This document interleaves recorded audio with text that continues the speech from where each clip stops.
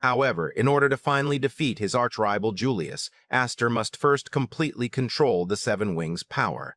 To fully master this incredible newfound ability, Aster boldly enters the spiritual world of the Book of Seven Wings. Pushing himself past his absolute limits, Aster finally conquers the intense training and makes the formidable power his own. Meanwhile, the vengeful Julius has prepared a suspicious secret plan of his own, ensuring their fates will violently intertwine. The duel ceremony, held every few years to celebrate the harvest, has filled the entire city with incredible excitement.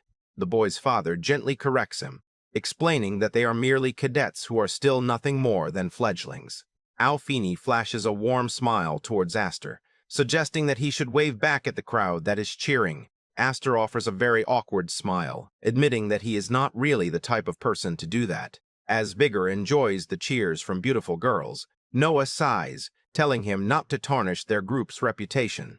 The festive atmosphere causes Aster to suddenly remember the solemn words Count Maze had once shared with him previously. Count Maze had previously informed him that the highly anticipated duel ceremony was going to be held in the capital. He also promised that upon Aster's return, they would have a serious talk about his future prospects and ambitions. Alfini breaks his train of thought, pointing out that security is incredibly strict during a huge national festival like this. Noah chimes in with a warning, saying that even in the capital they never know where bandits might lurk. A mysterious hooded figure suddenly bumps directly into Aster, whose sharp instincts immediately scream that something is terribly wrong. Not wanting to cause a scene in the middle of the crowded street, Aster simply dismisses the strange encounter. Meanwhile, the hooded man quickly darts through the busy city streets, finally finding a secluded corner to hide in. Thinking he has successfully escaped, the thief lets out a sigh of relief, believing that he's completely safe now. The man smirks to himself, recalling how he deliberately bumped into Aster just moments earlier to steal his wallet. The shocking magical attack violently rips through his hand, forcing him to instantly drop the wallet onto the ground. From the shadows, Aster emerges with a cold stare, commenting on how bad the capital's public order has become. The thief calmly admits that the precise magic Aster just used on him was actually a little bit surprising.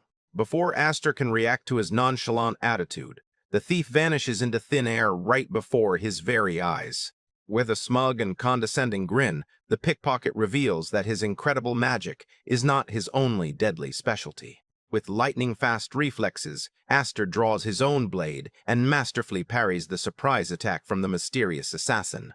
Wasting no time, Aster immediately retaliates with a powerful counterstrike of his own, aiming to disarm the attacker. The man admits Aster's skills are not bad, which is exactly what he expected from a duel ceremony participant. Aster barely blocks the relentless assault, wondering if this assassin was actually sent by the scheming house of Elmheim. Suddenly, a massive barrel comes flying in, as an angry voice demands to know what's happening to her senior. The pickpocket is left completely stunned by the unexpected appearance of a giant wooden barrel flying directly towards him. Aster is shocked to realize the person who just threw the barrel is none other than his own sister, Kudo. Kudo greets her older brother with an incredibly smug smile on her face, remarking that it has been a while. Completely caught off guard by her sudden appearance, Aster can only ask his incredibly powerful sister why she is here. Kudo explains that the man is actually her senior from their time together back at the Shadowy Night Academy. The pickpocket is shockingly revealed to be Shuttner Valley, who is surprisingly an active-duty knight of the entire kingdom. Now completely tied up and feeling embarrassed, Shuttner gives an awkward smile and apologizes for his reckless earlier actions. Kudo furiously scolds her senior for disguising himself as a common pickpocket and attempting a dangerous sneak attack on Aster. All Shuttner can do is chuckle guiltily in response, unable to properly defend his actions against her fierce scolding. Watching the bizarre scene unfold, Aster silently thinks that Kudo really has little room to criticize anyone for sneakiness.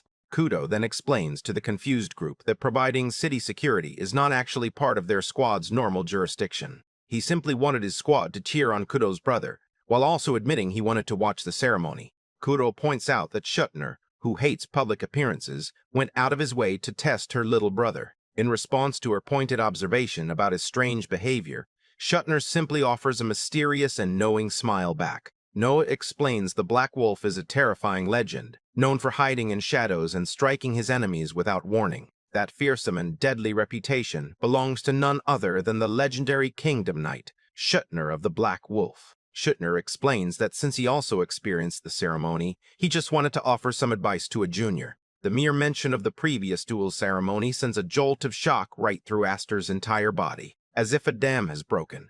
The long-suppressed memories of that day suddenly come flooding back into his mind. He now vividly remembers that 5 years ago, this very man had also participated in that same duel ceremony. Schuttner's playful demeanor completely vanishes as he demands that Aster listen very, very carefully to what he says. He delivers a chilling final warning. If Aster fights Elmheim in his current state, he will undoubtedly be defeated.